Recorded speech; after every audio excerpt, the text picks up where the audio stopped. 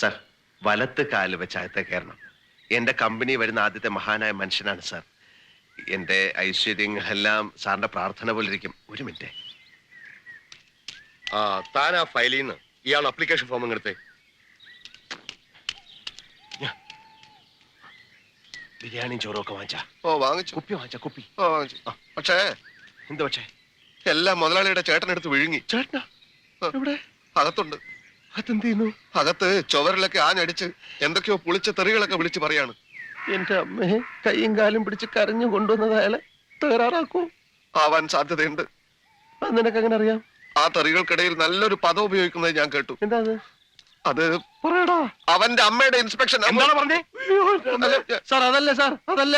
അതായത് ഇവിടെ ഇൻസ്പെക്ഷൻ നടക്കാൻ പോകുന്നു അറിഞ്ഞിട്ട് ഞങ്ങളോട് വിരോധമുള്ള ചിലര് സാറ് ഭയങ്കര സ്ട്രിക്റ്റ് ആണ്, അവന്റെ അമ്മയുടെ, അതായത് എന്റെ അമ്മയുടെ ഇൻസ്പെക്ഷൻ അത് നടന്ന പോലെ തന്നെ എന്ന് ആരോ ചിലര് പറയുന്ന കേട്ടിട്ട് ഇവൻ വന്ന് എന്നോട് പറയായിരുന്നു.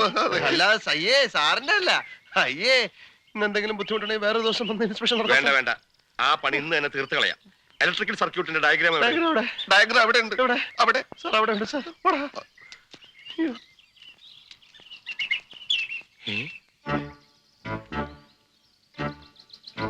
ഇയാളോ? ഇയാളെന്താ ഇവിടെ?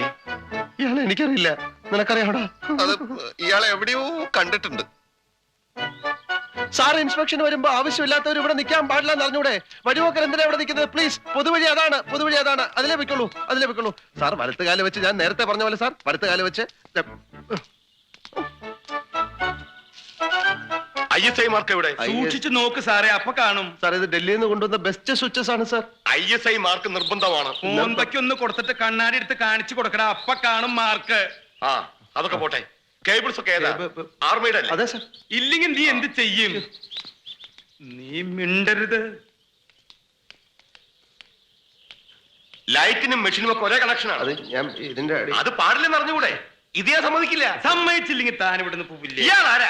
സാർ, ഒരു വഴിപോക്കനാണ്. അല്ല, ഞാൻ അവന്റെ ചേട്ടൻ. അതെന്റെ കുറ്റമല്ല സാർ. സോറി, ഞാൻ സാറ്റിസ്ഫൈഡ് അല്ല. ഇയാളുടെ കാര്യത്തിലോ വയറിങ്ങിന്റെ കാര്യത്തിലോ? രണ്ടിലും.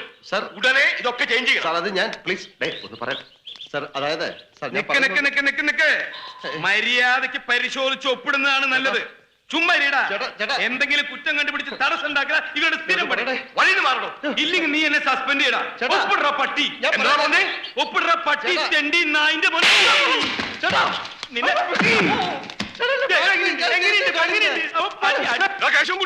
വണ്ടി എടുക്കടാ, വണ്ടി.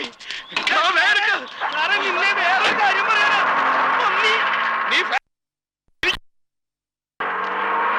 ഫാക്ടറി തുടങ്ങിയില്ലെങ്കിൽ എനിക്കൊരു പുല്ലുമില്ലടാ. നീ പോടാ പട്ടി. കള്ളുടിയ നിന്റെ അച്ഛൻ. പോടാ.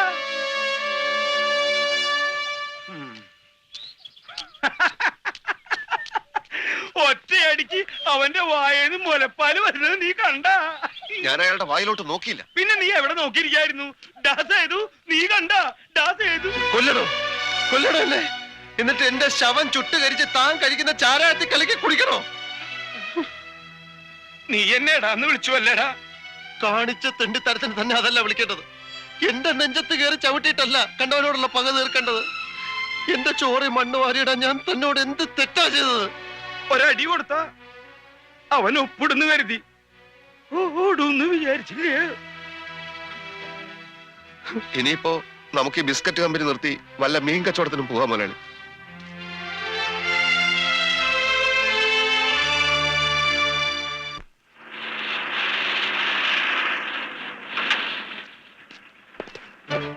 പിടിക്കടോ അമീശക്കാരനെ.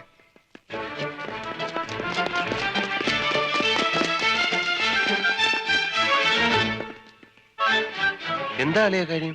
ഇലക്ട്രിസിറ്റി ബോർഡിലെ എഞ്ചിനീയറെ വധിക്കാൻ ശ്രമിച്ചു എന്ന് അയാളുടെ പേര് ഒരു കംപ്ലൈന്റ് ഉണ്ട്. വധിക്കാനൊന്നും ശ്രമിച്ചില്ല. തല്ലിയില്ലേ?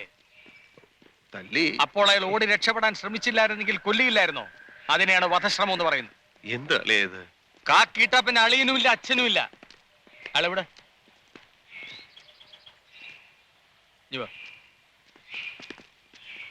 ഇതൊക്കെ ഒരു വിരട്ട് മാത്രമാണ്, ശമ്പളം വായിക്കണ്ടേ? നമ്മുടെ പഴയ എഞ്ചിനീയർ ഇല്ലേ അയാള്?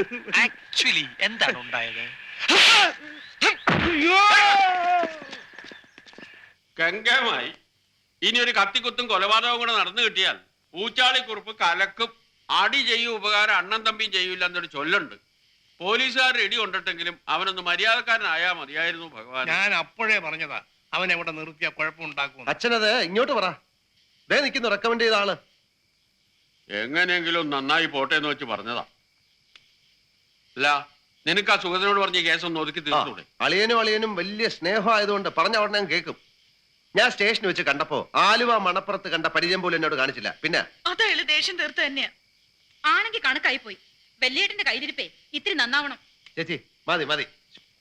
എന്താ ഇവിടെ ഒരു ഉന്നതതല സമ്മേളനം? എല്ലാ പാർട്ടികളും എത്തിയോ? എടാ സുഗത, നീ അവനെ പോലീസുകാരെ കൊണ്ട് തല്ലിച്ചോ? അങ്ങനെ വേണ്ടി വന്നില്ല. കുറുപ്പ് സാർ പോലീസുകാരെ ഒന്നടങ്കം തെറി വിളിച്ചു. അവര് കയറി ഒന്ന് മേഞ്ഞു. അതിനിടയിൽ കൂടെ ഞങ്ങൾ തമ്മിലുള്ള കണക്കും തീർത്തോന്ന് എനിക്കൊരു സംശയം. എടാ ദ്രോഹി, അവൻ ഒന്നുമില്ലെങ്കിൽ നിന്റെ അളിയനില്ല. അത് ഈ മുരിക്കും പറ്റില്ല തിണ്ണേല്. കേസ് ഇവിടെ നിൽക്കുന്ന ലക്ഷണമില്ല. കൊലപാതക ശ്രമമാണ്. ആ എഞ്ചിനീയറെ വിളിച്ചു വരുത്തി വാടക കൊണ്ടേ കൊണ്ട് കൊല്ലിക്കാൻ ശ്രമിച്ചതിന് നിന്റെ പേരിലുണ്ട് കേസ്. ഞാൻ ഇനിയൊന്നും പറഞ്ഞിട്ട് കാര്യമില്ല. നിന്നെ ഞാൻ വിടാം. പക്ഷെ മിനിമം 6 വർഷം അവൻ അകത്ത് കിടക്കും. അത് കണ്ടിട്ട് വേണം എനിക്കിവിടെ സ്വസ്ഥമായിട്ട് ജീവിക്കാൻ. സുഗത, വീട്ടിലെ വൈരാഗ്യം പുറത്ത് കാണിക്കരുത്. അത് പറഞ്ഞു തീർക്കാവുന്നതല്ലേ ഉള്ളൂ. സത്യവിരുദ്ധമായി ഞാൻ ഒന്നും ഇതുവരെ ചെയ്ത് ശീലിച്ചിട്ടില്ല അമ്മവ. താൻ ആരാ? ഹരിചന്ദ്രൻ അല്ല, ദേവേന്ദ്രന്റെ അച്ഛൻ മുത്തുപടർ. താൻ വലിയ വർത്തമാനൊന്നും പറയണ്ട. ഈ രാജ്യത്ത് എന്തെങ്കിലും പ്രശ്നം ഉണ്ടായത് ഞങ്ങൾ തീർത്തോളാം. വിദേശ ശക്തി ഇടപെടേണ്ട കാര്യമില്ല. എടി രേണു, നീ എന്ത് പൂരം കാണാനാ നിൽക്കുന്നത്? മനുഷ്യന്റെ വിശക്തി വല്ല നക്കം വിളമ്പി എടി. അളിയന്റെ ചോടി പോടാ.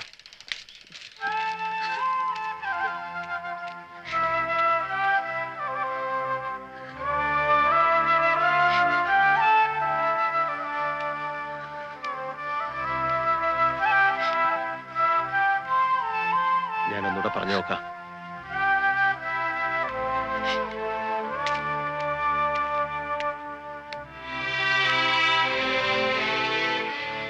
അളിയ അളിയ എടേ കുറച്ച് വെള്ളം തിളപ്പിക്കേ. കൈക്കൊക്കെ വല്ലാത്ത കഴപ്പം ചൂട് പിടിക്കണം. ഈ കൈ കൊണ്ടുവന്നോ ഒത്തിരി പണിഞ്ഞതാ. എന്താ സംഗതി? വെറുതെ വഷളാക്കരുത്.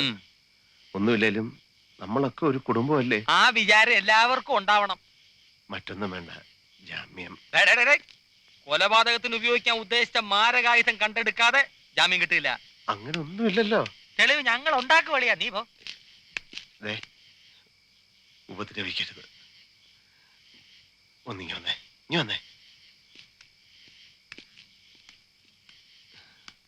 അത് അളിയനും എന്നുള്ളത് നമുക്ക് വിടാം. മറ്റൊന്നും വിചാരിക്കരുത്. അളിയന് പണത്തിന്റെ ബുദ്ധിമുട്ടുണ്ടെന്ന് എനിക്കറിയാം. സംഗതി എങ്ങനെയെങ്കിലും ഒന്ന് ഒതുക്കി തീർക്കണം. ഇപ്പൊ എന്റെ കയ്യിൽ ഇത്രയേ ഉള്ളൂ. 600 രൂപ കാണും. അതും നിനക്ക് ഡൗട്ടാ? 600 രൂപ നാണമില്ലല്ലോടാ നിനക്ക്? നാണവും മാനവും ഒക്കെ വിറ്റതിന്റെ ബാക്കിയാ. എനിക്ക് നിന്റെ ഈ നക്കാപ്പിച്ചൊന്നും വേണ്ട. ഇങ്ങനെ വല്ലതും ചെയ്യാൻ ഉദ്ദേശം ഉണ്ടെങ്കിൽ വീടിന്റെ ഈ ഭാവം എഴുതി തരാൻ പറ. അളിയ, അത് ആശയ്ക്കുള്ളതല്ലേ? വീണ്ടും നീ പഴയ പല്ലവി എന്നെ കൊണ്ട് പാടിക്കണ്ട. ഞാൻ പറയാനുള്ള പറഞ്ഞു സൗകര്യം ഉണ്ടേ ചെയ്. ഇല്ലേ അകത്ത് കിടക്കട്ടെ. വെള്ളം തിളച്ചോടി.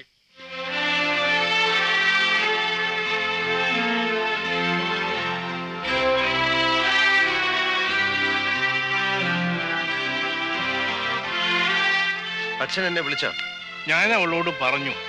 എന്നോട് വന്ന് കരഞ്ഞിട്ടിപ്പോ ഞാൻ എന്ത് ചെയ്യാൻ? ചേച്ചി ലോക്കപ്പിൽ കിടക്കുന്നത് എന്റെ കൂടെ ചേട്ടനല്ലേ? ഞാൻ പ്രേമനെ വിട്ടിട്ടുണ്ട്. ജാമ്യത്തിൽ ഇറക്കാനുള്ള എന്തെങ്കിലും വഴി അവൻ കാണും.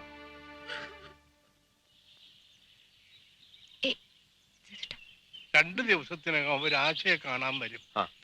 പെണ്ണിന്റെ മൂത്ത ചേട്ടൻ ലാക്കപ്പിൽ കിടക്കുന്നു എന്നറിഞ്ഞാൽ എന്റെ മക്കൾ ഇങ്ങനെയൊക്കെ ആകുമെന്ന് ഞാൻ കരുതിയില്ല. അച്ഛാ, അതിനിപ്പോ ഒന്നും ആയില്ലല്ലോ. ആശയുടെ കാര്യം എനിക്ക് വിട്ടേക്കൂ. മുതലാളി, ദേ പ്രേമം വന്നു. ഞാനിപ്പോ വരാം. എന്തായി?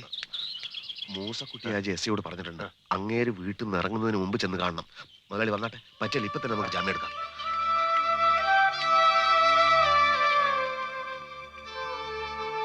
ചേച്ചി, many many happy returns of the day. ഇന്നലെ ചേച്ചിയുടെ ബർത്ത്ഡേ. കഴിഞ്ഞ ആഴ്ച പറഞ്ഞത് ഞാൻ ഓർത്തു വെച്ചിരുന്നു. നീ ഓർത്തു, പക്ഷെ ഓർക്കേണ്ടവർ ഓർത്തില്ലല്ലോ.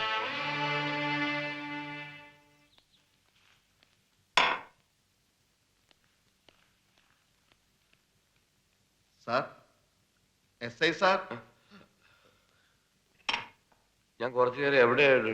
സാറ് സിഗരറ്റ് ചുണ്ടത്ത് വെച്ച് തീപ്പെട്ടിക്ക് വേണ്ടി തപ്പിയപ്പോ ഉറങ്ങിപ്പോയി.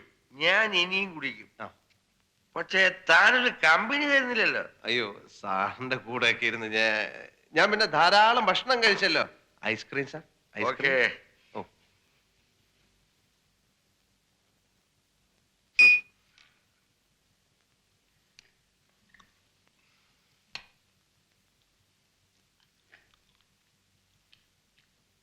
എടോ, ഓ, പോലീസുകാര് മനസാക്ഷി ഇല്ലാത്തവരാണെന്ന് പറയുന്നത് ചുമ്മാതാ. അയ്യോ, പോലീസുകാർക്ക് ഏറ്റവും കൂടുതലുള്ളത് മനസാക്ഷിയാണ്. കറക്റ്റ്. എങ്കിൽ നമുക്ക് പോവാം. പോവാം. തന്റെ ചേട്ടൻ ഇനിയും വല്ല കേസിലും പെട്ട എന്നെ വന്ന് കണ്ടാ മതി, ഞാൻ രക്ഷിക്കും. ശരി. കൊലക്കുറ്റമാണേലും ഞാൻ രക്ഷിക്കും. ആ, ശരി. കാരണം തന്റെ എനിക്ക് വലിയ ഇഷ്ടമാ. ആ, ശരി. സാർ. സാർ. ഇന്ന് സാർ. ഡേയ്, പിടിച്ചോ.